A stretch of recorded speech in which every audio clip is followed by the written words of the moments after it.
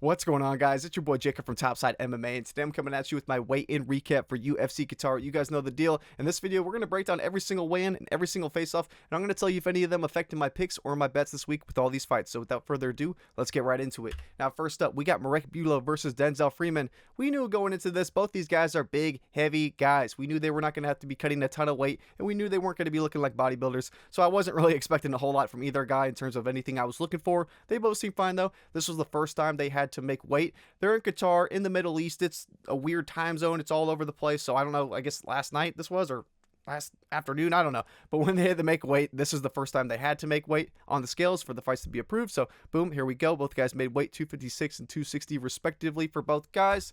This was them later on at the ceremonials. They both seemed fine, ready to go. The ceremonials were earlier this morning, about 10 a.m., 11 a.m., somewhere around there. So yeah, both guys seemed totally fine, ready to go. In terms of how they look like heavyweights. So not really a whole lot standing out to me from this one at all. This was them at the face-offs.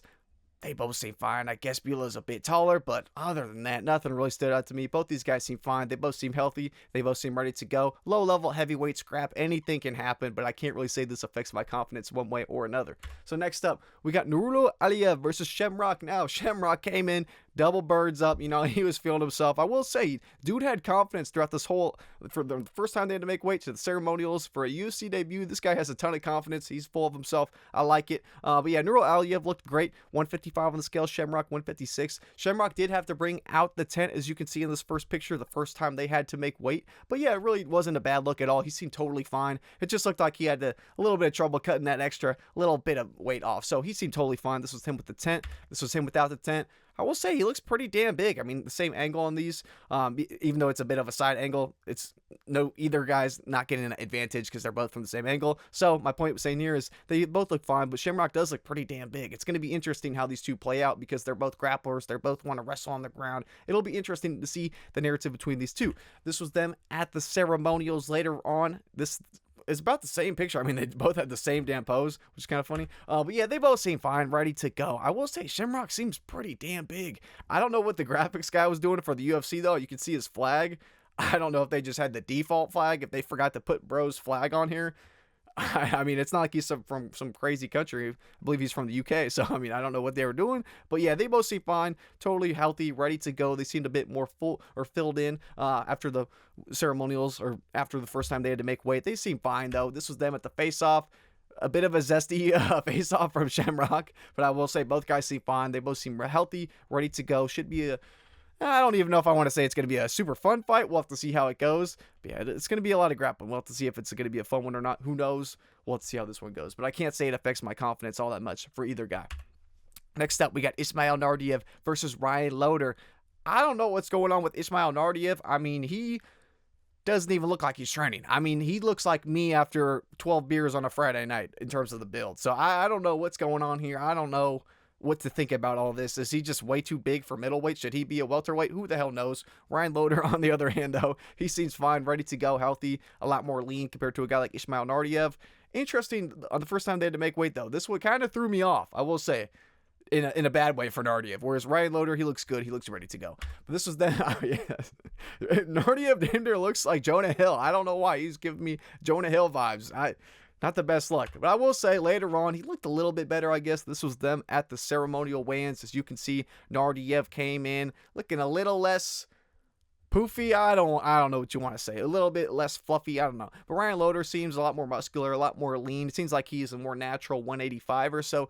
Who knows? I know Loder is gonna have a lot of grappling. He's gonna be wrestling quite a bit in this fight. It'll be interesting to see how the size difference between these two really affects each other. Because I mean, Loder looks pretty damn big compared to Naurdiev. You can see, guys, too. In terms of the face-offs, Naurdiev was trying to like really get in Loder's face. I don't know. It was a bit weird, but size-wise, they seem pretty damn comparable. I will say nothing really stood out to me in terms of one guy didn't really seem all that much larger than the other. They both seem fine and comparable. So nothing really stands out to me a ton in this. Although I will say the one thing that was negative for me is that Naurdiev really doesn't seem to be in the best shape. And we know that Naurdiev is a guy that starts to slow down and can kind of be broken in his fights the longer he goes on. I don't want to say we've seen him like straight quit, but like I don't know. There's been moments where he's kind of withered as fights have gone on. So seeing him not looking to be in the best shape, definitely a red flag for me that I didn't like to see from Naurdiev. So, but I got Loder, so a little bit more confident in Loder this week after seeing he looks to be in much better shape, just from the looks anyway. But anyway, next up, we got Bekzat Almakhan versus Aleksandre Topuria. Both guys made weight. Both guys look completely fine, ready to go. They both look healthy on the scales. Good look from both guys, I will say. First time they didn't make weight, as you can see, 136, 135 and a half. This was them. It was funny, too. I thought he was going to come in with big Topuria, or I guess little brother Topuria, behind him. But nope, they got Grad walking his ass out. And I was a bit surprised. I was like, where the hell is Ilya? Come out. He comes. Then Ilya was lurking in the background. He was waiting. He just said, yeah, sorry, little bro, or sorry, big bro. I'm not carrying your jacket. I'm not doing it. But I'll be by the sides. I'll be waiting for you on the stage. I just thought that was funny. I don't know if he just didn't want to hold the jacket or if he just wanted to stay up there. I don't know. I just thought it was pretty funny. But yeah, this is them. I thought I had it in here. Did I have it in here? Was this the ceremonials? Yeah. This is the ceremonials. Both guys look fine, ready to go. They both look healthy. They both look a bit more filled in. I will say they seem fine. They look jacked, though. I mean, both these guys are extremely muscular, very strong, ready to go. This was them at the face-offs. Pretty damn intense. I'll say, I mean, nose to nose, forehead to forehead. This is going to be a crazy scrap. And I will say, the longer the week has gone on, man, I'm contemplating on this Topuria pick flip, dude. I got Bekzat right now. I got him picked, but I'm saying, I'm so close to pick flipping to Topuria, man. He's just been training with Ilya, who's pound for pound top 5 in the world. I'm like, he's been training with him his entire life. They're literal brothers. This pick flip is calling my name. I feel like I need the pick flip. I'm about to pick flip on this one. We'll talk about that at the very end. But anyway, next up, we got Abdul Rakhman Yakhyaev versus Rafael Cerquiera. Both guys seem fine. I will say Abdul Yakhyaev seemed a little bit less cut than Rafael Cerquiera, but that doesn't really mean a whole lot. Rafael Cerqueira's chin has been absolute dust his entire career. So I will say, it's been like this for a while. I don't think anything's changing here. Yakhyaev seemed a bit more filled in later on at the ceremonials. As you can see, Rafael Cerqueira seemed about the same. In terms of the face-off, these guys are very similar size, so nothing really stood out to me. Extremely confident in Yakhyaev this week, so I can't really say these weigh-ins or face-offs affect anything at all. Cerqueira can try and have a cool, calm demeanor to his face, but we've seen when that chin gets touched, he goes night-night. So that's likely going to happen within the first round of this fight. Can't say this affects my opinions at all. So next up, if you guys like the content, help your boy out with the algorithm and drop a comment. I really appreciate all the support you guys give me, so thank you guys so much for all the love on the videos. I greatly appreciate it, and let's keep it going. So next up, we got Perez versus Almabayev. Now, in terms of the camera angles, I guess they wanted to see Perez's meat missile or something. They would not give us a zoomed-in look on Perez, so this is what we got to deal with. But both guys seem fine, though. I will say, I didn't love the look of Perez throughout this entire event. He seemed a bit off. I don't know how to describe it. Maybe it's just comparing it to Almabayev. You compare it to Almabayev, he looked absolutely amazing throughout this entire time. The first time they didn't make weight, as you can see, both guys came in. And I'm not going to say Perez looked bad at all. It's just he seemed a little bit off, maybe a bit tired, a bit slower. I don't know. Almabayev seemed to have a perfect weight cut. He seemed perfectly healthy, perfectly fine. First time they didn't make weight. This is them at the ceremonials. Perez just kind of had this vibe of being like a bit off. I feel like this picture kind of perfectly encompasses what I'm trying to get across here. I don't know if it's the age, the wear and tear, like mileage on the tank. I don't know what it is, but Perez seemed a bit off here. I didn't really like the body language. I didn't like the way he was carrying himself. I'm not saying it's a huge deal. I'm not saying it's a make or break thing. It's just something that stood out to me in a negative way that I didn't quite like. And compared to Almabayev, he seemed, insanely good. His body language was perfect. He seemed to have a great weight cut. He seemed shredded, dialed, ready to go, extremely sharp, extremely focused. So I like Almabayev. And my confidence in him, after all this, has grown quite a bit. I will say I like him a bit more in the spot. I know it's tough. I don't know if I'm going to get there in terms of a play, like a bet, but I don't know. I will say, after the ceremonial weigh-ins and the face-offs between these two guys, I will say I like the vibe of Almabayev. Perez just has this look of like tired. Maybe it's the traveling across the world. I don't know what it is. It just didn't give me good vibes from Perez. So I got to say, after all this, I'm a bit more confident in Almabayev. So next up, we got Nicolas Dalby versus Saygid Izagakhmaev. Holy shit. But yeah, both these guys came in. I will say, Nicolas Dalby, the first time he had to make weight, looked pretty damn rough. He was one of the last guys to make weight. This picture doesn't really do a good job. he was dripped in sweat. I mean, you could tell like this. I don't know if he just got out of the sauna or what he was doing, but you could tell this was not an easy weight cut for him. I'm surprised it was 170.5. I thought it was going to be 171 for sure, because he had a tough time. It did not look pretty with him stepping on the scales. Not saying that he looked super drained or seemed out of it. He didn't seem to have any real bad body language. It's just you could tell it was not the easiest cut for him, which isn't a great sign if you were picking him this week. As in terms, or on the other side with Saygid, you can see with our boy there, he looked really damn good, I will say. He looked better than I thought he would. He looked a lot more muscular and filled out than I remembered in his previous fights. Looked damn good on scale, seemed to have a pretty good weight cut, didn't seem to have any real injuries, or not injuries, but any real trouble with making weight. Seemed totally fine. This was them later on at the ceremonials. My guy Saygid looked really damn good, I will say. He looked pretty damn good. He seems ready to go. I'm excited for him. He's one of my more confident picks of the week. I like Saygid. Even as a parlay piece, I think he's good value. But yeah, Nick Dalby, he looked a lot better at the ceremonials, I will say. From the first time they had to make weight to the ceremonials was a huge difference. I mean, you can see Dalby looks like, I don't even know. He looks like a malnourished child in this picture, but then he looks like a full filled out Viking warrior man in this picture. It was a pretty big difference. I don't know. Maybe it's just I got a bad screenshot. Maybe it was the bad angle, bad lighting. I don't know. But from this to this, I mean, Dalby really seemed to fill in quite a bit. He looked really good, really strong in terms of the ceremonial weigh-ins. So if you like Dalby this week, that could help you out. I'm on the Saygid side personally, but yeah, he looked a lot better at the ceremonials. This was them at the face-offs. This is what surprised me the most. Honestly, it made me a bit more confident in Saygid. The size difference I was worried about, because, you know, Dalby is a pretty big-ass dude. I was worried about Saygid, how he was going to look. He's just like all these other Dagestani guys in the Khabib camp. They cut a ton of weight, and when you end up seeing them on the scales, they look huge because they have to cut an arm and a leg off just to make weight. So I can't say I'm mind blown, but I was surprised to see Saygid look this much bigger than Nick Dalby, and especially if there's going to be a lot of grappling. I like that quite a bit for Saygid. I was really happy to see him come in with this real size advantage. I know Dalby has the towel, or not the towel, holy shit. He has the flag wrapped around him, but yeah, and you can't really see a ton of his physique, but even just the size, the width of these guys, the height difference. I mean, Saygid is definitely noticeably a bit bigger than Nick Dalby in the spot, so that makes me even more confident in Saygid this week, especially because we know he's likely going to have a very high wrestling game plan going into this. He likes to take guys down and control them on the ground, and that size is going to help him quite a bit in the spot. So I like Saygid. It makes me a little bit more confident. But next up, we got Bogdan Grad versus Luke Riley. Now, between these two guys, Bogdan Grad came in here looking like a running back. I mean, he came in here looking like a bodybuilder. He looked huge. I mean, look at the man's quads. Holy moly, he has giant legs. I mean, we're going to talk about the face-offs. The face-offs surprised me quite a bit. On the other hand, Luke Riley didn't look that big. I mean, if you look at these two pictures, Bogdan Grad looks huge, jacked, strong as shit. Luke Riley looks all right. He looks good. I mean, he looks lean, like shredded, muscular, but just compared to Bogdan looks like a freak of nature. You know what I mean? So comparing that to Luke Riley, and not saying Luke Riley looks bad, he looks good. It's just the comparison here. But this was them. Yeah, Bogdan Grad, I mean, holy shit, he looks like a freak of nature. Like, my God, he looks like a little RoboCop. He looks like the white, smaller version of RoboCop in this. I mean, oh my goodness. Gregory Rodriguez 2.0. But anyway, this was them at the ceremonials. Even from these pictures, you look at this picture and you're like, holy shit, Luke Riley looks like a flyweight. I mean, he looks extremely small. And you look at Bogdan Grad, I know the camera angle zoomed in. I know that, but we're going to talk about the space off here in a second. But look, I mean, Bogdan Grad looks like a literal Gregory Rodriguez 2.0, except white European version man. I mean, it's like crazy, the size difference between these pictures. But then I looked at the face-offs. Dude, Luke Riley looked huge at these face-offs. He looked absolutely ginormous. I don't know. His head is like twice the size of Bogdan Grad's head. This dude has like a cow's head on a human's body. At 145 pounds too. I mean, holy shit, this dude has a ginormous head. And he looks bigger than Bogdan Grad. And you go and look back, like look at the scales. And I know the pictures are not zoomed in and everything.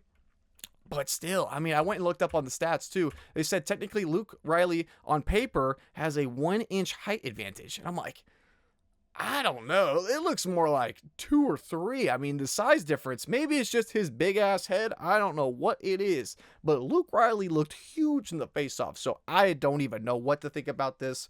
This whole fight is just like a big clusterfuck of everything going on here. I don't know how this one's going to go. And this makes me even more confused about the whole thing. This is one you probably, if you're being smart, you probably just avoid this one entirely. But yeah, it's a bit of a tricky one. But anyway, next up, we got Tsarukyan Umabeka versus Kyoji Horiguchi. Now, Horiguchi making his return. He looked really good on the scales, I will say. 125.5.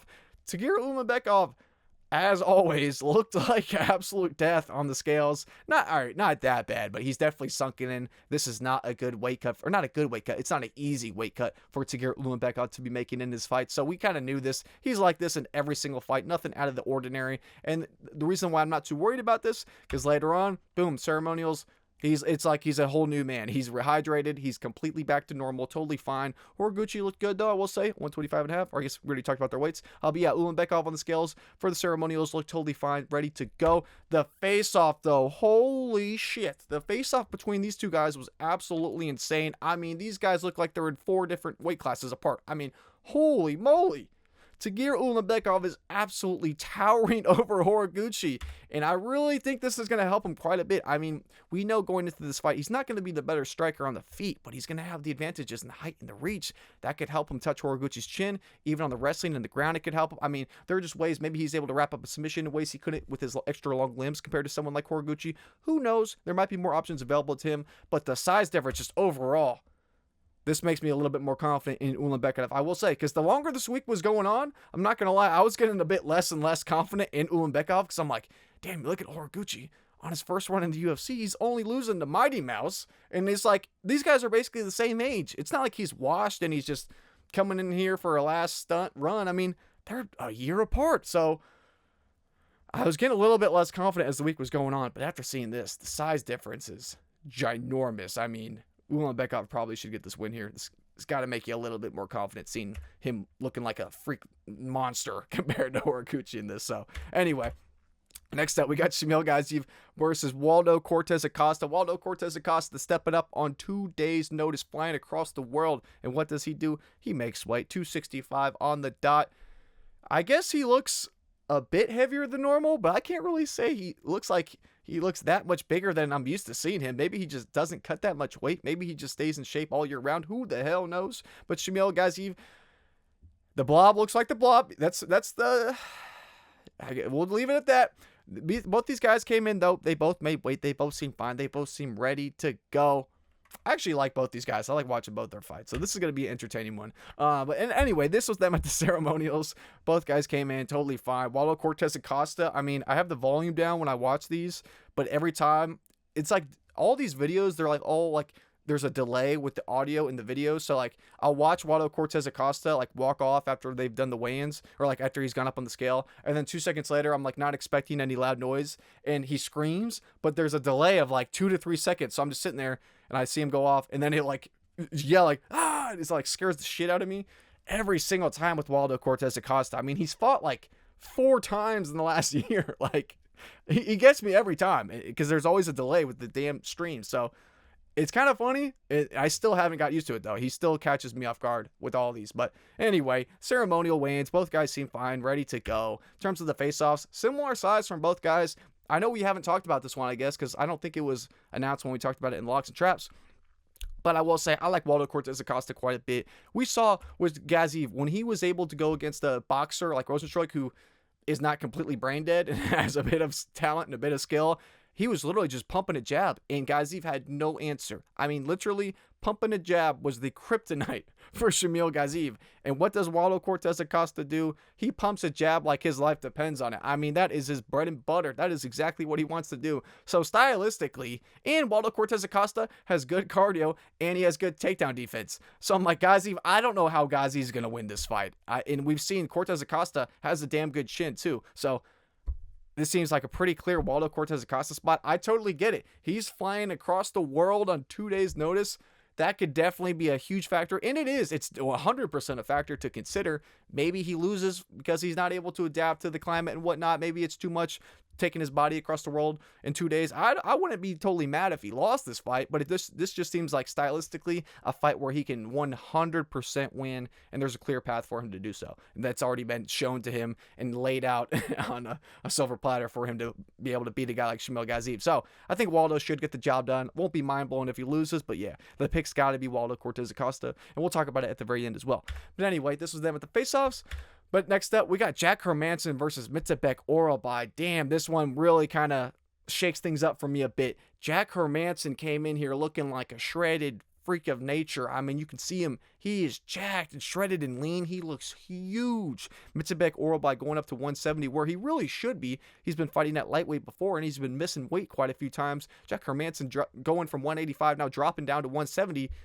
This one's kind of got me a bit conflicted, I will say. This was a bit wild. Now, Hermansson was wilding out on the scales too. He was going full tweaker mode. I mean, he was screaming, going for the crowd, getting them all riled up. I mean, Jack Hermansson, this is what this fight reminds me of. I mean, it feels like a Viking versus Mongol. I mean, this is like a fight that's been 3,000 years in the making. This is like a generational level fight here. It's kind of sick. I mean, imagine if this was like a main like pay-per-view headliner, like main fight. That like this would be kind of sick. Like there could be some lore. I mean, the edits, I can already imagine the TikTok and Instagram edits for this type of a fight. If it was like a lot bigger than it is, it could be generational. But anyway, this was them. The first time they had to make weight, they both seemed fine. This was them at the ceremonials. I was telling you, I mean, Jack Hermansson, I'm a bit scared. I'm not going to lie. I've lost confidence in Orolbai because, I mean, Orolbai has to grapple in this fight. He's not the best striker, although Hermansson's chin is absolute dust at this point. Dude, Hermansson just has this tweaker energy. He feels like he's going full Antonio Brown mode. It feels like the CTE has sunken in, and it seems like he's just crashing out. He's just like, fuck it. Let's brawl. Let's make it a fun scrap. If he goes full Antonio Brown mode, anything could happen. This is going to be an interesting one. In terms of the face-offs, I mean, Hermansson looks absolutely huge. I mean, he's damn near towering over Mitsibek Orolbai. You can see Orolbai is like standing straight up. Hermansson's not even standing straight up. Like his neck is like forward, like extended. I mean, you could see like if he was standing straight up, dude, Hermansson looks like this is like a 3,000 year battle. It looks like his like Mitsibek Orolbai's ancestors like tormented his ancestors. I don't know what's going on here. Hermansson's dialed, and I'm a bit scared. That on one hand, you could say maybe he's going to come out here like a killer and just really dominate in the grappling. You know, he's going to be huge. Maybe he can beat Orolbai in the grappling. Or on the other hand, you could say maybe he's getting way too emotional. Maybe he's going to crash out. Maybe he's going to say, you know, I can beat this guy on the feet. I can stand and strike. And then he gets clipped. Who knows? But I will say this is even more and more like a trap. I could see this fight ending a million different ways. I don't know how to feel about this one because Hermansson is huge. But anyway, if you made it this far, completely free to subscribe, and it helps your boy out a ton with the algorithm. So if you like the content, it's a free way, helps a ton with the channel, really helps me with the videos. So thank you guys so much for all the love on the videos. Thank you guys for all the likes, comments, subscriptions. It means a ton. So thank you guys for all the love. And let's keep it going. Next up, we got Volkan Ozdemir versus Alonzo Menefield. Now, nothing really stood out to me with both of these guys. They both seem fine, ready to go. This was the first time they had to make weight. Nothing out of the ordinary for either guy. They both seem fine. We've seen them a bunch of times on the scales before. Nothing really different than before. As you can see, I don't know if Volkan Ozdemir has some deodorant type of rash or stretch marks. I can't really tell the difference. Because sometimes I can get the deodorant like rash too if you leave deodorant on too long. So I can't get it as a fellow pasty skinned man. I can catch his drift there, or it could be stretch marks. I don't really know. Not that it really matters. Just something that stood out to me. I guess, yeah, it really doesn't mean anything at all. I'm kind of just rambling here. But anyway, in terms of the ceremonials, both guys seem fine. They both seem ready to go. Nothing stood out for me negatively from either guy. This was them at the face-offs. Volkan Ozdemir, big-ass dude. I will say he definitely seemed to have a bit of a size advantage over Alonzo Menefield. Although not huge, although not very significant, still, he definitely seemed a bit bigger in here. So, not that saying that really affects my confidence all that much. The pick's got to be Volkan Ozdemir for me, too. I mean, regardless of the weigh-ins and the face-offs, I was picking Volkan Ozdemir. I just think he's the higher-skill guy. He's fought the higher level of competition, and we've seen more from him overall. Alonzo Menefield, there's been more gaps in his game. You know, we've seen him flatline knocked out in less than, like, 30 seconds. We've seen him make real lapses in his judgment that we've seen him make, or decisions that he's made from a lapse of judgment. So, I'm not writing Alonzo Menefield out. I will not be surprised if he wins this fight. Maybe if he pushes a really high wrestling pace and, you know, he's really working Volkan against the cage, maybe he could have some success. I don't really know. There's a chance either guy could get hurt here, but I just got to pick Volkan. I do think he's the higher skilled fighter. But anyway, next up we got Bilal Muhammad versus Ian Gary. Now, this was interesting. Both guys made weight. The first time they had to make weight, both guys made weight. Looked totally fine, so nothing really stood out to me from this first time they had to make weight. This was them later on at the ceremonial weigh-ins. Nothing really stood out to me. Both guys seemed totally fine, totally healthy, ready to go. The thing that did stand out to me, though, was the face-offs. Dude, Ian Gary was talking so much shit. I don't know why he's trying to rev up Belal Muhammad and trying to piss him off ahead of this fight. Because the more I think about this fight, I was really thinking about this one. I was like, dude, imagine like in this type of a fight, I'm picking Ian Gary. I think in a 3-round fight, he has a good chance to beat Belal Muhammad. I think he does. But I thought about this, and this thought crossed my mind. If this was like a fight where the winner, like whoever loses this fight, their family dies. If it was like that type of a situation and these guys are fighting for their families, I'd pick Belal Muhammad. I genuinely would. I think his wrestling would be enough to get the job done, to hold Ian Gary down. Now, would it be boring as shit? Yeah, probably. But if it was like that dire of a situation, if their lives depended on it, I would pick Belal Muhammad. So that makes me think, I'm like, now, like, the reason why I'm kind of picking against Belal is because I don't think he really, not saying that he doesn't care enough, but he's already got the belt. He's accomplished everything he wants to do. He's let ego get in his head in the past and prevented him from beating JDM that he definitely could have beat if he stick to a smarter game plan, which he didn't. So I'm thinking about this of like, yeah, maybe Ian Gary beats him. If Belal just wants to stand and strike against Ian Gary for this whole fight, yeah, Ian Gary will whoop his ass across 3 rounds. It won't be close. But if he really was like locked in and he's real like, screw it, I don't care about making this entertaining. I want to make this fight. I just need to win. I want to win here above anything else. Dude, I think Belal could win. And now Ian Gary's trying to talk shit. Ian Gary's getting his face like yapping about him, pissing Belal off. Now I'm thinking, damn, dude, that's like the opposite approach I would want to have here against the guy who I know has a wrestling advantage over me. Him talking, maybe Belal comes in here, he's like, you know what, screw this cocky Irish dude. I just want to come in here and beat some ass. I don't care about making this entertaining. That could be a real problem for Ian Gary, and that worries me. Because if Belal really cares, and if he comes in here with a very smart game plan, you know what side of the world we're in, you know what his last name is. If this is a split decision, I doubt they're going to give it to Machado Gary, the Irishman. That's all I'm saying. So this could be a lot closer than it might be, or that people might think it will be. This one's kind of rubbing me the wrong way, especially with Ian Gary talking all this shit at the weigh-ins and the face-offs. Who knows? But anyway, this was the last fight of the night. We got Arman Tsarukyan versus Dan Hooker. First time they had to make weight. Both guys seemed totally fine, ready to go. Nothing stood out to me at all.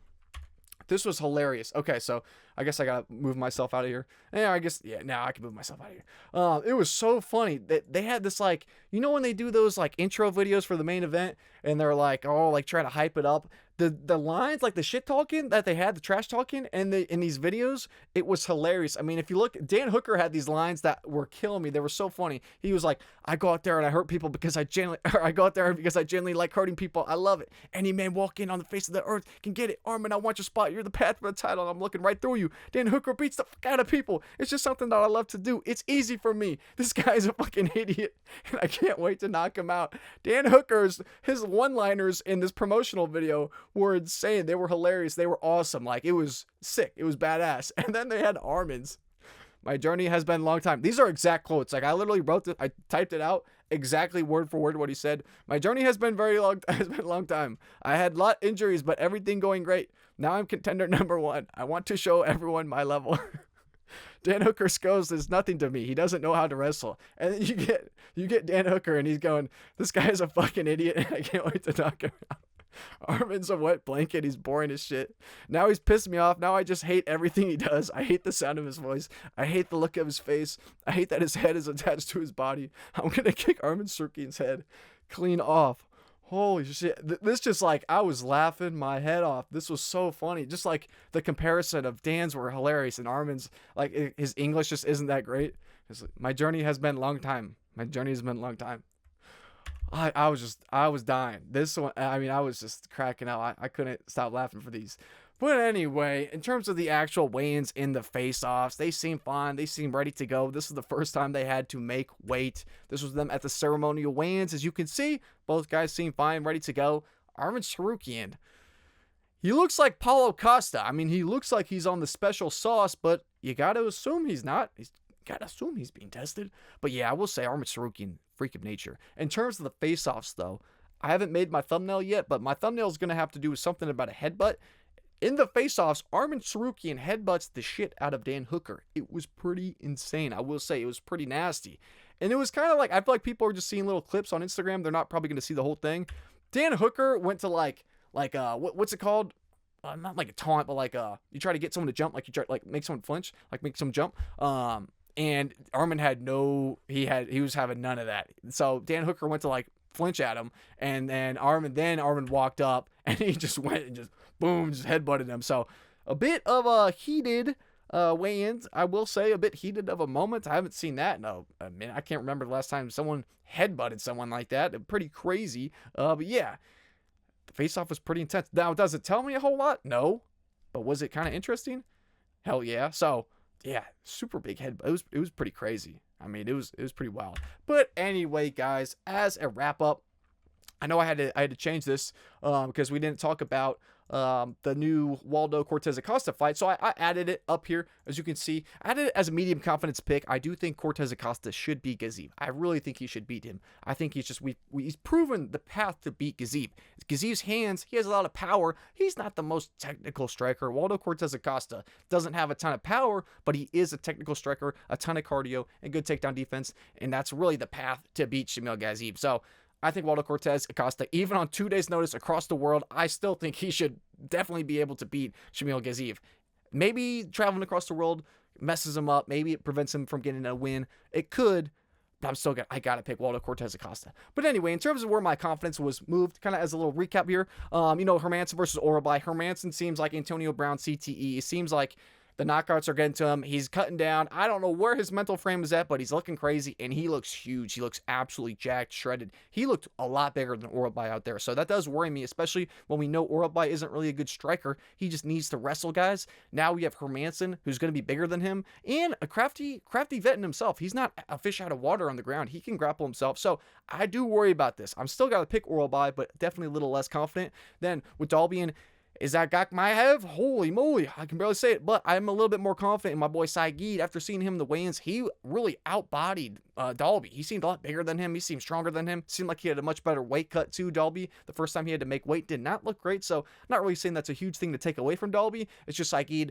came in looking a lot better than I thought he was going to. He looked huge. He looked a lot more filled in. Good sign for me. I like it quite a bit because I was already had Saygid as one of my more confident picks this week. I really like him a lot in the spot. I think he gets the job done because I know these medium confidence picks are kind of all over the place. There's a lot of them, and they're not really, I guess, in the most accurate of where I'm the most confident in. Out of those all medium confidence picks, my most confident of the medium ones would be Saygid Izagakhmaev, who's fighting Nicolas Dalby. That's probably my number one right now, even though it's behind. I just didn't change it. But anyway, and then finally we got Ulanbekov versus Horiguchi. Ulanbekov looked absolutely ginormous. I thought about moving Ulanbekov to a low confidence pick as the more this week has gone on. I will say, the more I thought about it, the less confident I was getting in Ulanbekov.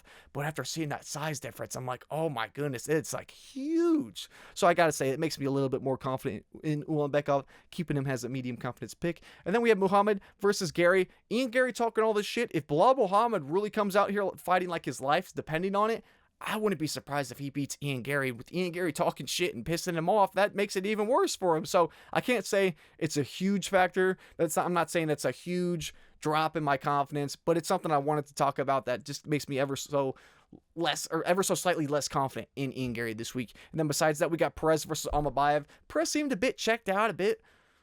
I don't want to say like he had a bad weight cut, but he just seemed like, I don't know, maybe the fights, the mileage is all catching up to him. I don't know what it was, but it just wasn't a great look for me and definitely rubbed me the wrong way. And on the other hand, Almabayev looked absolutely amazing, looked to have a great weight cut, looked healthy as could be, strong, jacked, in shape, confident, ready to go, fighting on his side of the world. I think the cards are definitely in favor of Asu Almabayev this week. And then Ryan Loder versus Naurdiev. I mean, Naurdiev came in here looking like Jonah Hill, didn't look to be in the best shape, and we know with Ryan Loder, he can stick to a good wrestling game plan. I think he has all the tools needed to beat a guy like Naurdiev who starts to wither on the longer that fights go on. And then finally, Almakhan versus Topuria.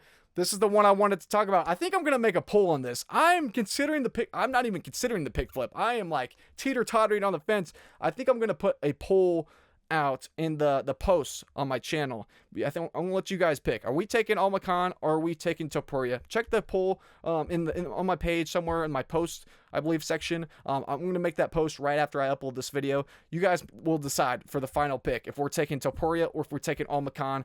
Put it in your guys' hands. And yeah, that does it in terms of everything else.